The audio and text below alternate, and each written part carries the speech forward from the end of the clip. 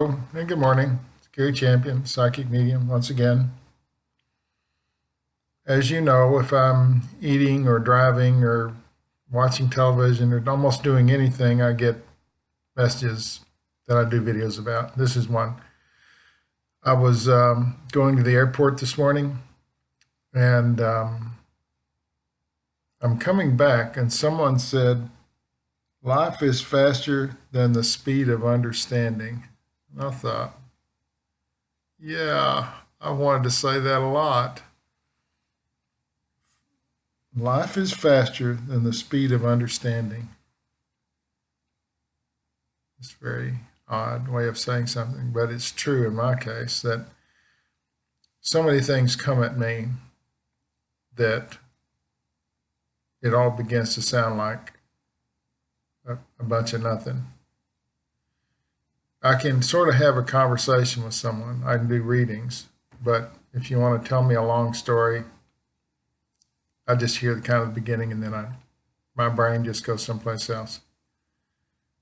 And with two or three things coming at the same time, the thing in the mail, the water leak out front, the backflow thing that's got to be booked. I have a medical thing, checkup that has to be done. Like four or five things have just arrived all at once. And that's why they said that. And I thought, oh, that's so interesting. It's a good statement on what's happening to me.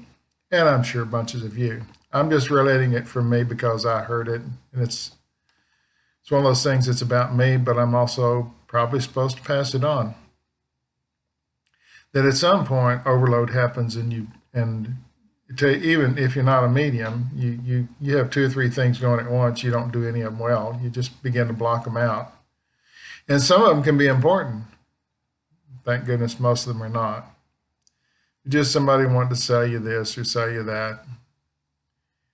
And I don't spend any time on that, but sometimes it's something you have to pay attention to. And I'm so overloaded that I let my wife do it. Here you go. And she'll handle it because she knows I just am shut down and can't handle it. I have a look about me that says I can't do anymore. And so instead of doing maybe two out of five things, I don't do any. I wait around, sometimes for days, until things quiet down and I can say, okay, now this one's important. And I'll call and book that one, schedule that thing, and then the next one's less important. So I'll do that one. And maybe I don't get around to the rest of them. Maybe I just throw them in the trash can. If they're not pertaining to something I absolutely have to do, that's more likely where it's going to end up at. It's like getting junk mail. My mailbox is accepting mail faster than the speed of its understanding. Just anybody can throw anything in there. Anybody with money that's selling a product. And the post office takes that money to stay in business. And they're obligated to throw that in your mailbox. They don't have any choice. I was living up north once, years ago, about 15 years ago. I lived in an apartment, and my box just kept getting piled with these advertisement things, and I started throwing them on the floor. It's a childish thing to do, but damn, I'm coming down to get my mail. There's nothing in there for me. I get one or two bills a month. The rest of it's just trash. So I started throwing it on the floor. And mail came the next day. He didn't pick it up. I figured the people maintaining the building would get the point. They didn't. They just left it there. And pretty soon, everybody who lives there is throwing their trash on the floor. Their trash mail. That's what I call it, trash mail. Has no significance to me. It's a shot in the dark. And it got to be a big pile. It was kind of hard to get through the door and get up the stairs because it just kept piling up. And it didn't take but a few days for it to be completely overloaded. And I guess the mailman got mad one day and he picked all of them up and put them in everybody's boxes again. So our boxes were just bulging with crap. You couldn't You just open it, kind of sprung open. And the next day I waited for him. I said, why is all this crap in my box? He said, we have to put it there. I said, I'm the guy that started throwing the trash on the mail. Says on the floor. I said, well, you can't do that. Yeah, I can. I can acknowledge that I got it and now I don't want it. What's the difference between throwing it on the floor in a protest and taking it upstairs and putting it in my trash can, making more trash for me to take out? This all this is trash. Even though we'll give you money or the free vacation. I've gotten a lot of those lately. They're just trash. There's no free vacation. It's a lie. They'll give you a free room with a view of the sewer, and then you have to pay for everything else. You have to get there, your food. It's no free vacation. No such thing. Or you're obligated to do something to get it. That's not a vacation. So I threw this mail on the floor until it really piled up, and then he put it in everybody's boxes. I thought, well, I've gone far enough for that. I need to not do that. And somebody put a box down there. They all started throwing it in there. He didn't like that either. He said, it's got to go in your mailbox. Well, it was in my mailbox. Now it's in the box. Now it's in that box. I don't want to read it. And all these people who live here, obviously they don't want to read it either. It's a little mini protest in one little apartment complex that had no significance. It's just making him mad because he technically had to put that back in our boxes. He made a point of it and just kept throwing it in the box. Eventually, I just gave up on it. But the point is, we're inundated with stuff we don't want. We have no use for. And even if 1% of the people they contact actually purchase or respond to them, there's enough money in it that they can continue to do it. And the mail has to do it. They're getting paid to deliver that mail. They don't care whether you don't want it or not. And I don't care that they put it in my box. I don't want it. So it was a mini protest, went on about a week.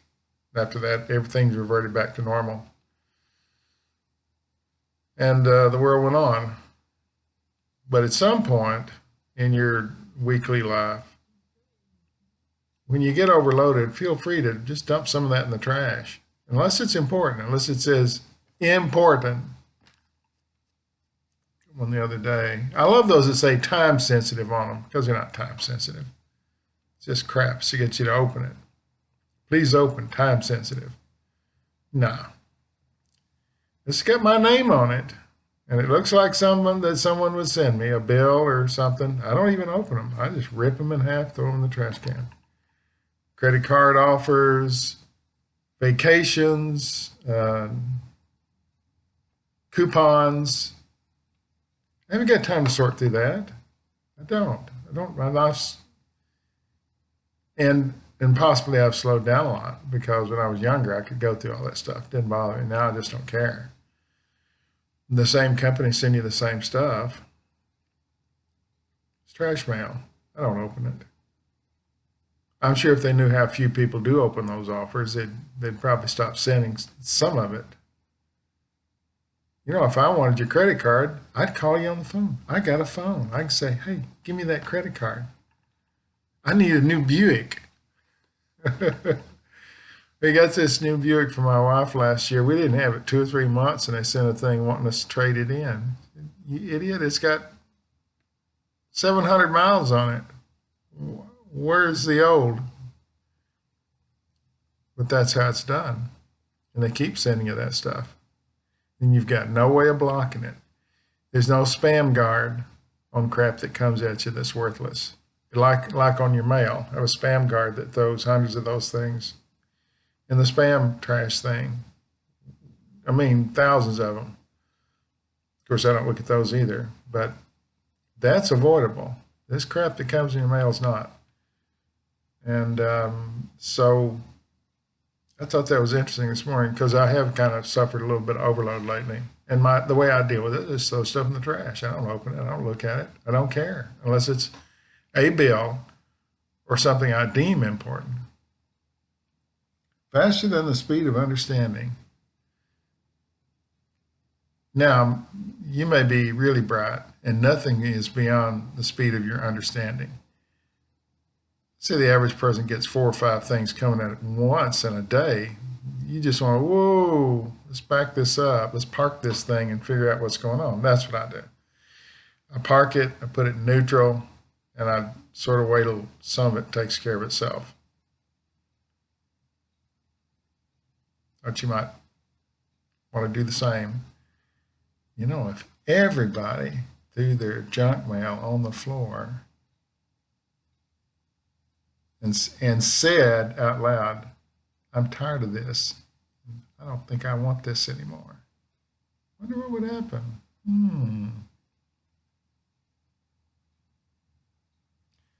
The same with the companies that sell phone numbers to overseas companies, like thousands of them at a time, where they can use them 2 or 3 times and dump them, so you can't call them back.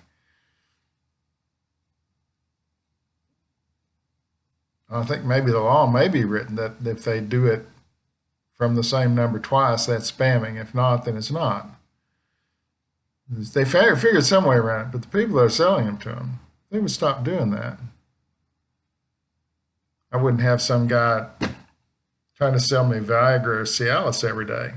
Every day. And you know, when you pick up the phone, you hear like 50 people talking loud in the background. That's what's called a boiler room. Feel free to hang up on that one. There's nothing there for you. Have I complained enough? Maybe not. No fear, no regret, no anger. Thanks for watching.